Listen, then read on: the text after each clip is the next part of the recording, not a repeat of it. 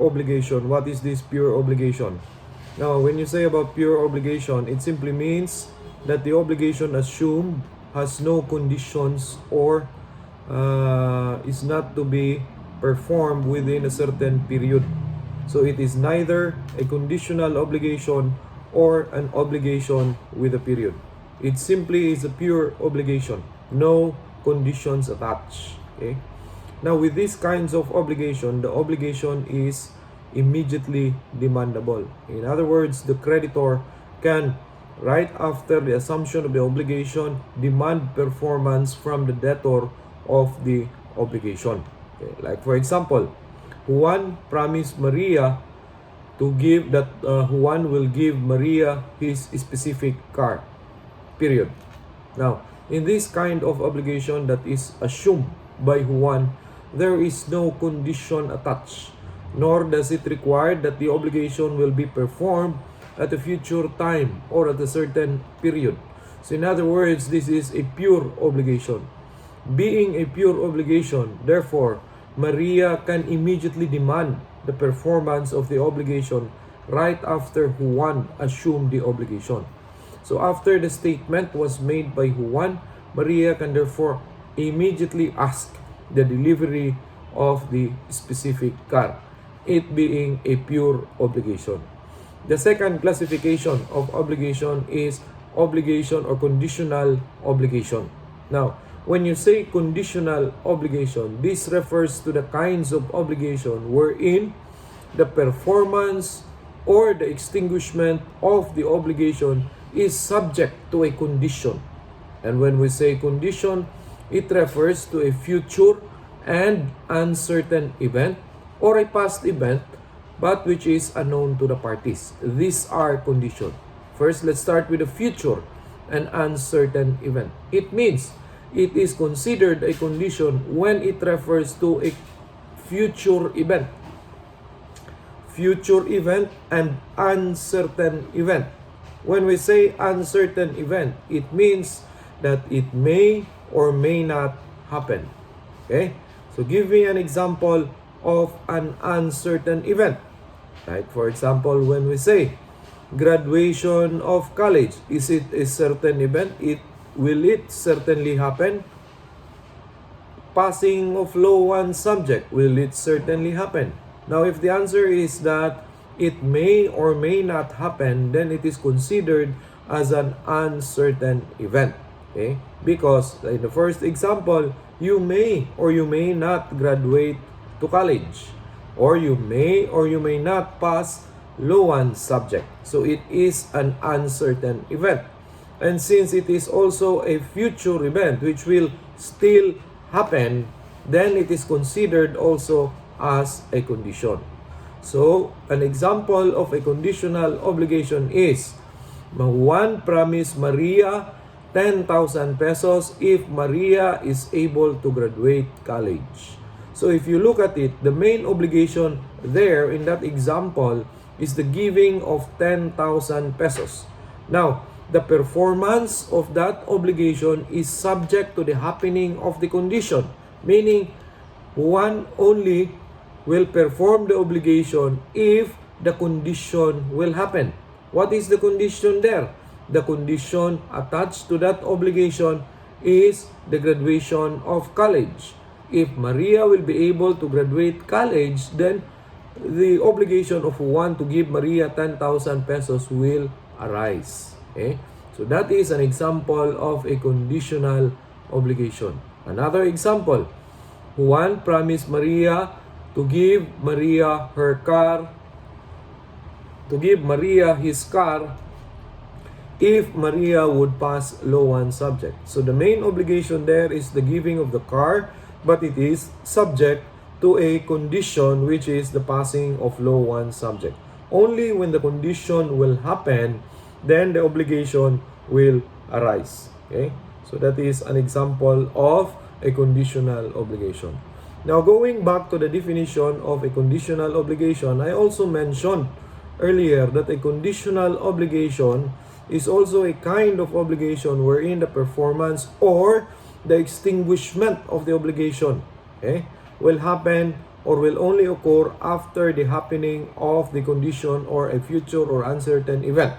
Okay, let's go now. The first example, the first two example I have given refers to a conditional obligation wherein the performance of which is subject to the happening of the condition. Let's go now to the extinguishment of which is subject to the happening of the condition. Like for example, Juan promised Maria to support her until she graduates college. Okay?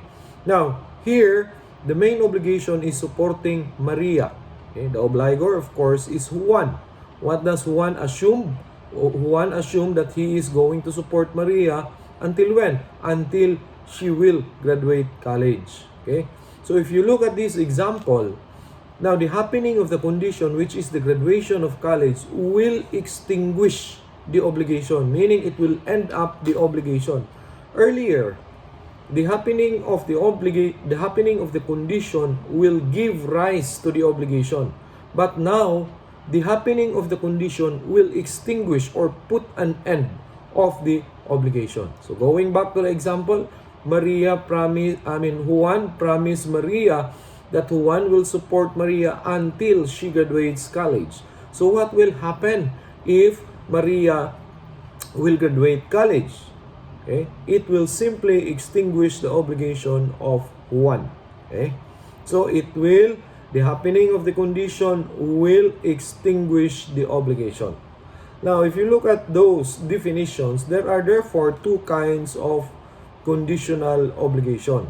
First is a conditional obligation wherein the condition is a resolutory condition.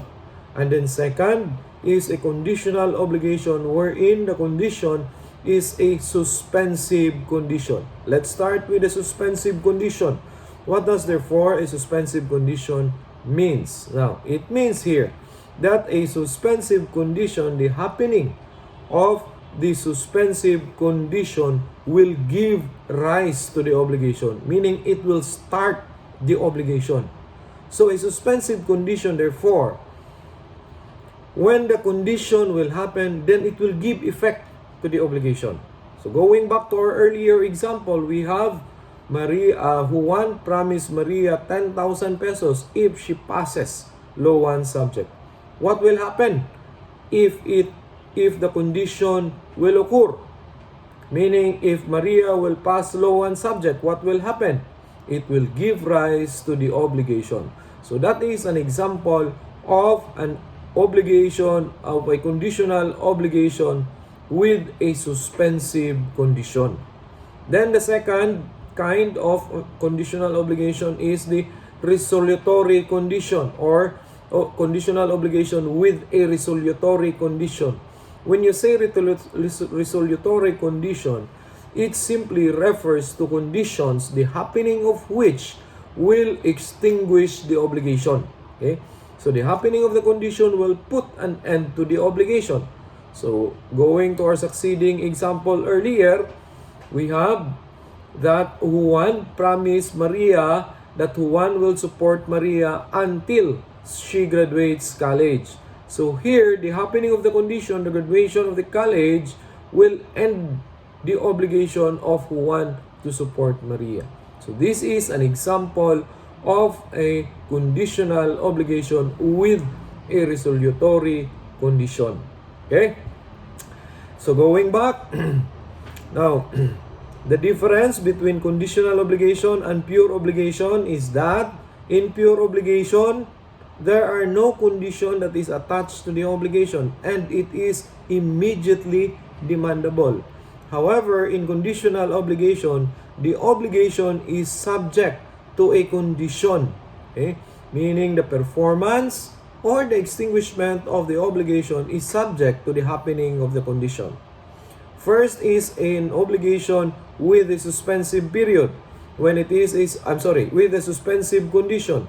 When it is a suspensive condition, the happening of the condition will give rise to the obligation. So therefore, when it is a conditional obligation with a suspensive condition, the obligation is not yet immediately demandable. You have to wait for the happening of the suspensive condition before you can demand performance of the obligation. In other words, the performance of the obligation is merely suspended. Suspended until the happening of the condition. That's why it is called as a suspensive condition. On the other hand, if it is a resolutory condition, the happening of the condition will extinguish the obligation, which means that after assumption of a conditional obligation, the obligation itself is immediately demandable. You can demand performance, because the happening of condition will only extinguish the obligation. So going back to the example, Juan promised Maria that Juan will support Maria until she graduates college. After the assumption of Juan's obligation, Maria can immediately demand performance. When can she stop demand performance? When the condition will happen, because it is a resolutory condition. Okay? And then the third kind of obligation is an obligation with a period. Okay, we have defined what is a condition. Now we define what is a period.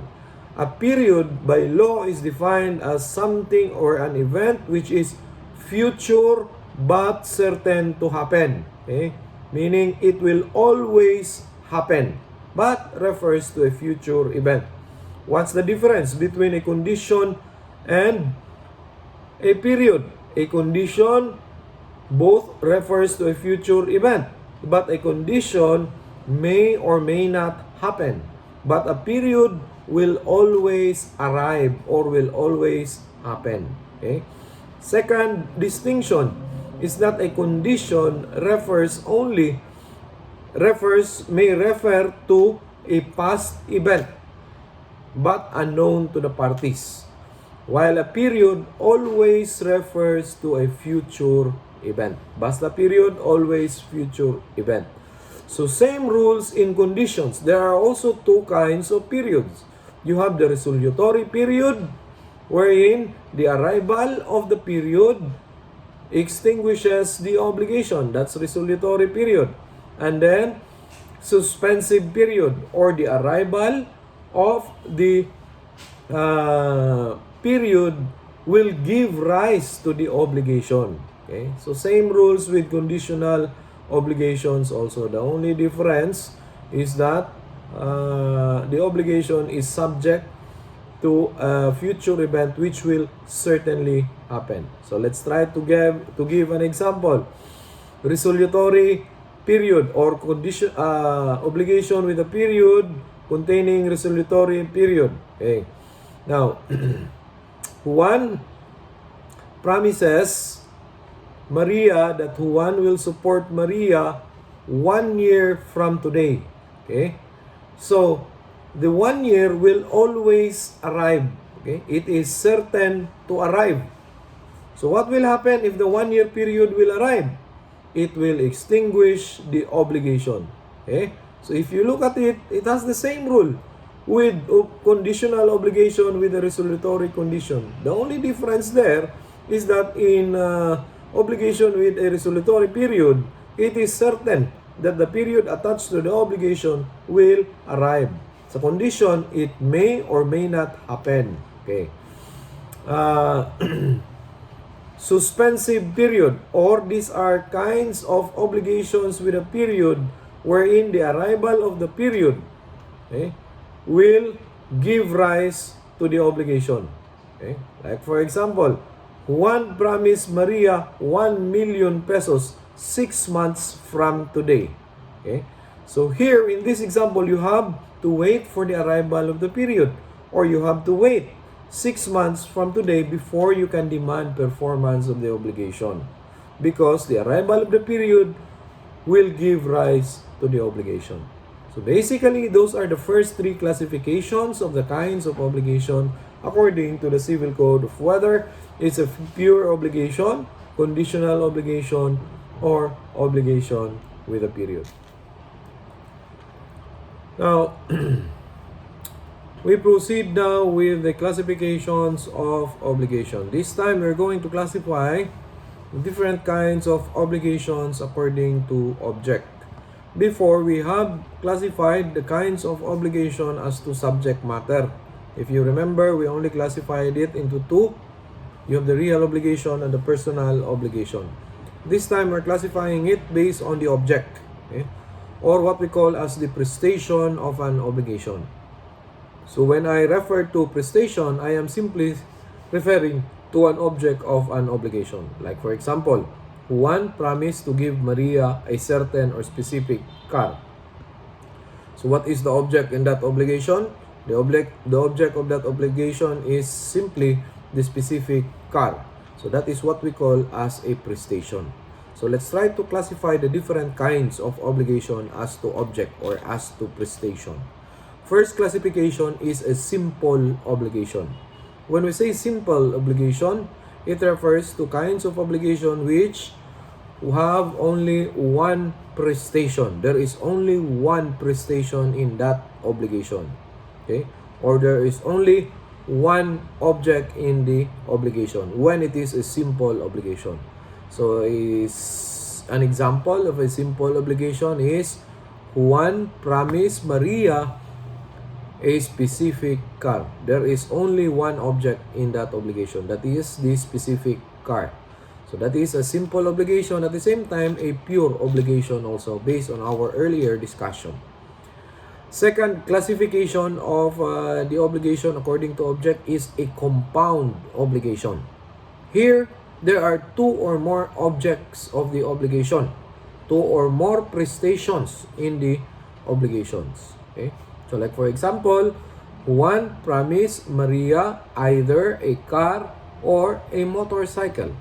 So there are two kinds, or there are two different objects of the obligations, the motorcycle or the car. So that is an example of a compound obligation.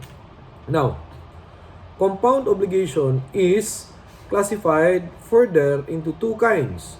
One is a conjunctive obligation or conjunctive compound obligation, or one where there are several prestations and all of them are due. So there are many objects here, but all of the objects are due. So example, Juan promised Maria to deliver a car and a motorcycle. In that example, there are two objects and all objects or both objects are due. Okay? So both the car and motorcycle must be delivered by Juan to Maria. Okay? So it is as if when you talk about conjunctive compound obligation, it is as if there are more than one simple obligation. Okay, more than one subject man and all of the subject are due. Then the second classification of a compound obligation is the distributive compound obligation, or one where there are two or more prestations which are due. Here, more than one is due or only one is also due. Let's try to classify before we give example of a distributive compound obligation. Let's classify first the different kinds of distributive compound obligation. First is we have the alternative obligation, and second is the facultative obligation. In alternative obligation, this is where several prestations are due, but the performance of one is sufficient. So in alternative obligation, it means that there are more than one prestations, but the performance of one prestation is already sufficient, okay, for the performance of the obligation. Example of an alternative obligation is that Juan promised Maria either a car, a house, or a jewelry. So if you notice, there are three objects in this kind of example. You have the car, the house, or the jewelry. There are three objects, but the performance of one or the giving of one object is already sufficient to fulfill the obligation. So if one will give a house, that is already considered as performance of the obligation. If one will give a jewelry, that is also a performance of the obligation, or a car, that is also performance of the obligation. So in short, in this alternative obligation, the debtor has the right to choose or of any of the prestation or object of the obligation. And after choosing and after performing any one of the prestation or object, then it will serve as a performance of the obligation and the obligation will be extinguished.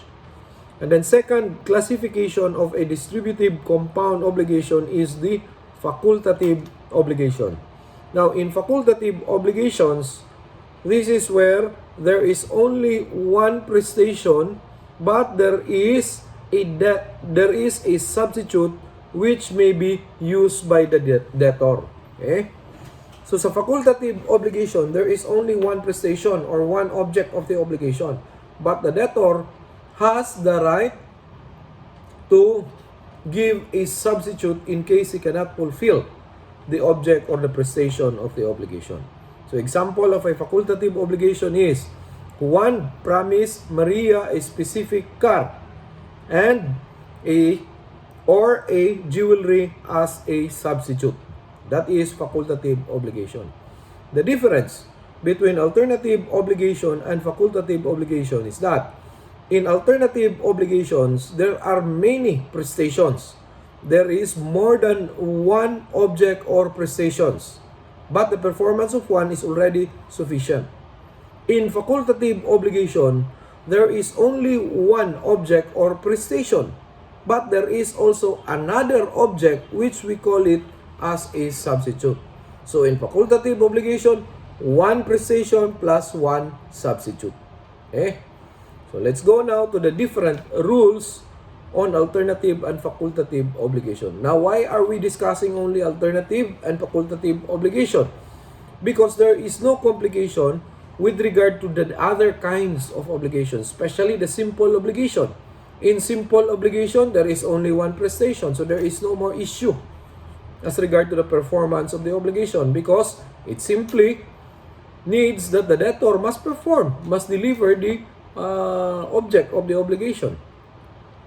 However, in distributive compound obligation, there is an issue, there is a complication, okay? Especially with the right to choose of which object should be performed by the debtor. Okay? So that's why we are only limiting our discussion to alternative obligation and facultative obligation. Let's start with alternative obligation. So, again, in alternative obligation, it is one where there are various prestations are due, but the performance of them is sufficient as determined by the choice, which as a general rule belongs to the debtor. Okay? One where debtor is given alternative prestations. That's why it's called as alternative obligation, because the debtor is given an alternative. Okay? If he cannot perform or if he cannot deliver one prestation, then he has an alternative of another prestation. So example, as payment of his debt to B, it was agreed that A could pay back B a cash amount of 10,000 pesos or deliver his motorcycle. If you look at these illustrations, there are two prestations that is covered by this obligation. And what are the two prestations? You have either a cash amount or the motorcycle. Okay? So there are two prestations here, and this is a perfect example of an alternative obligation. So since it is an alternative obligation, the debtor here, A, could either pay the cash amount of 10,000 pesos or deliver his motorcycle. But the question is, who has the right to choose? Can the creditor demand the motorcycle instead of 10,000? Or can the debtor insist on giving either the motorcycle or the 10,000? If you look at our early definition of an alternative obligation, we mentioned that as a general rule, the right to choose belongs to the debtor. Which means that if there is no stipulation, if there is no agreement by the parties, if there is no agreement by the creditor and debtor who has the right to choose, then it will be given to the debtor. The debtor has the right to choose if there is no stipulation, being the general rule. Okay?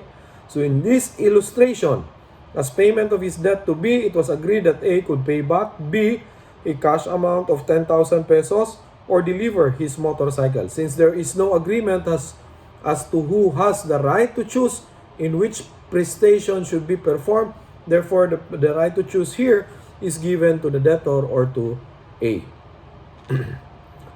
Another rule is that creditor cannot be compelled to accept partly on one prestation and partly on another prestation. So in this example, the creditor cannot be compelled to receive part of the 10,000 or part of the motorcycle. It should either be the whole amount of 10,000 or the whole thing of the motorcycle. So let's go now to the different rules pertaining to alternative obligation. First rule, performance of one prestation is sufficient for the fulfillment of the obligation. The creditor cannot be compelled to receive part of one and part of the other undertaking. Okay. Remember, in alternative obligation, there are many prestation. There are more than one prestation. So going back to our example earlier, as payment of his debt to B, it was agreed that A could pay back B a cash amount of 10,000 or deliver his motorcycle. This is an example of an alternative. Again, this is an example of an alternative obligation, there being more than one prestation. And what are these prestation? You have either a 10,000 pesos or a motorcycle.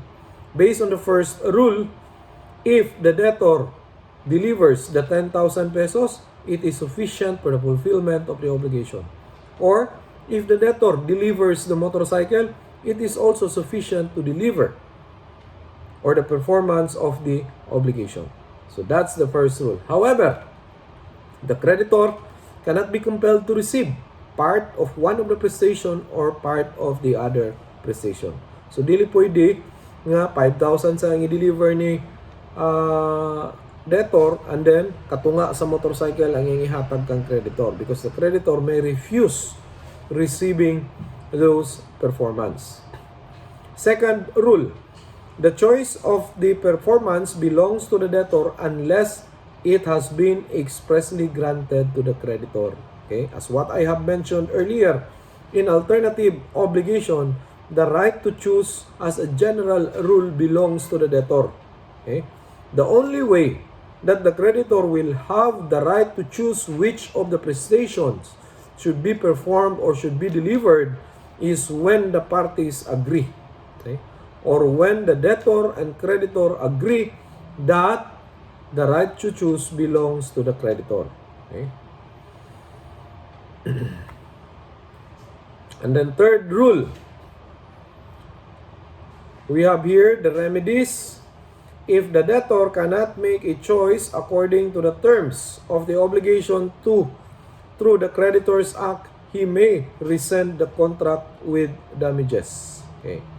So this is a situation wherein the debtor is prevented from making a choice because of the act of the creditor. So example, the debtor assumed an obligation. One, the debtor promised to give Maria either a car or a jewelry. Okay. Now, Maria, who likes the jewelry, destroyed the car para wala na choice si Juan. So in that case, Juan cannot anymore exercise his right to choose. Nga naman, kaya wala naman ang car. So he cannot anymore exercise his right to choose. So in this case, based on the rule under 3A, it states that Juan can rescind the contract with damages. So when I say rescind or recession, it simply means cancellation of the contract. Okay? He can cancel the contract because he cannot anymore exercise his right to choose. Second rule on remedies. Creditor shall have the right to damages when through fault of the debtor, all things which are alternatively the object of the obligation have been lost or compliance is already impossible. So going back to our example, if now it is through the act of Juan, the debtor, in which either the jewelry or the car is destroyed, then it is now the creditor which has the right for action to damages. Okay? Why? Because there is already an impossibility of the performance of the obligation through the act of the debtor or Juan. So in these rules, 3A and 3B, this is applicable only when the right to choose belongs to the debtor. Okay? The right to choose belongs to the debtor. If the right to choose is given to the creditor, it has a different rule. It is found under Rule 3C, which states, if the choice is given to the creditor before communication of the choice, the following rules shall apply. Okay. This time, this is a situation wherein the parties agree that it shall be the creditor which have the right to choose. Example, Juan promised Maria to give her either a jewelry or a car at the option of Maria. So it is clear there that there is an agreement that it is Maria who is going to choose of either a jewelry or a car. So what happens if either of the items is lost by reason of the act of the debtor? What happens if all of the item is lost by reason of the act of the debtor? So this is the prevailing rules. First, if the thing is lost to fortuitous event, the debtor is not liable. He can choose from the remainder. So if you remember the special rules under the fortuitous event, it will exempt the debtor from any liability. Why? Because here, if the thing is lost through a fortuitous event, the debtor has no participation in the loss or has no fault in the loss of the object. So that will exempt him from the liability. However, if the thing is lost through the debtor's fault, then the creditor may claim any of the remainder or demand of the value of what was lost with right to damages. Okay, if you look at this is different from Rule 3A and 3B earlier, because in that Rule 3A and 3B, it is the debtor which has the right to choose. Pag-abot nimo diri sa 3C, it is now the creditor which has the right to choose. If it is the debtor which is given the right to choose and loss of either of the object at the fault of the debtor, there is no effect. It simply means that the debtor has chosen not to deliver the object which was lost through his fault. However, in 3C, if the right to choose is given to the creditor, it has a different effect. The effect is that if the thing is lost or if any of the object is lost through the acts of the debtor, the creditor has the right to claim any of the remainder or the value of the thing or the object which was lost. Munay diferensya. Third, when all of the things are lost through the fault of the debtor, all of the objects, all of the prestations are lost through fault of the debtor, the creditor may demand payment of price on any one of the choices with a right to damages. So since there is now an impossibility of the performance of the obligation, considering that all of the items are already lost, then the creditor is given the right to ask for the value of any of the objects which he prefers to be performed, plus damages. And last rule, when all things are lost through fortuitous event, of course, when it is a fortuitous event, you cannot fault anyone.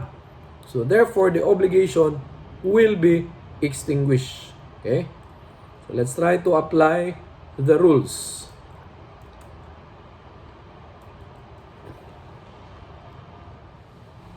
Then another kind of obligation is the facultative obligation.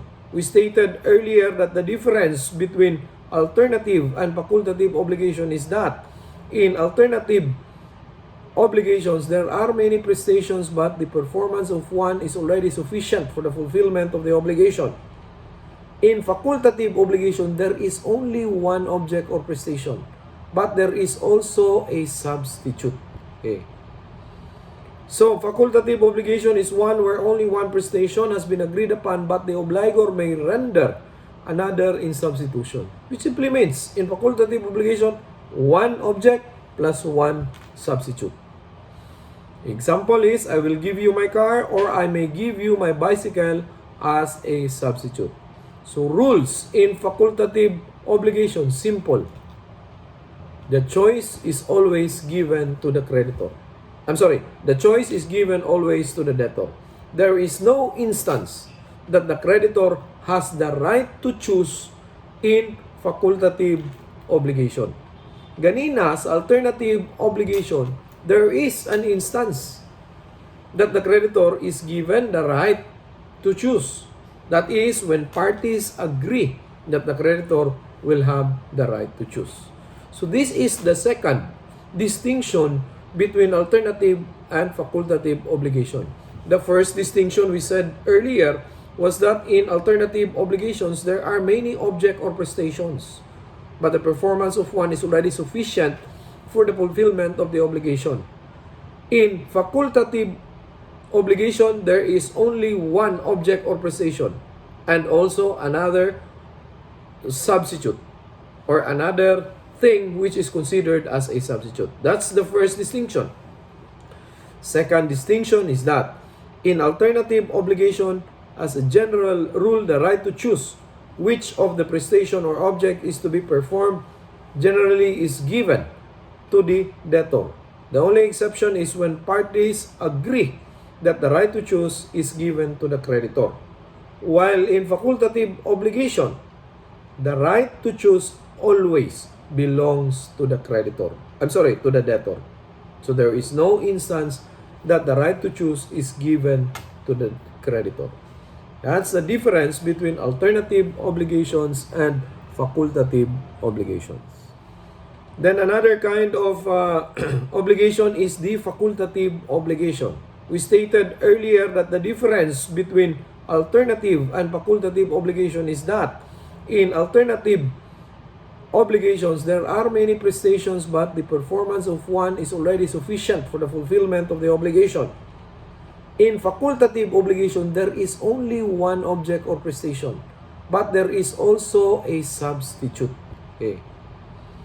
So, facultative obligation is one where only one prestation has been agreed upon, but the obligor may render another in substitution. Which simply means, in facultative obligation, one object plus one substitute. Example is, I will give you my car or I may give you my bicycle as a substitute. So rules in facultative obligation, simple. The choice is always given to the creditor. The choice is given always to the debtor. There is no instance that the creditor has the right to choose in facultative obligation. Ganina, sa alternative obligation, there is an instance that the creditor is given the right to choose. That is when parties agree that the creditor will have the right to choose. So this is the second distinction between alternative and facultative obligation. The first distinction we said earlier was that in alternative obligations, there are many object or prestations, but the performance of one is already sufficient for the fulfillment of the obligation.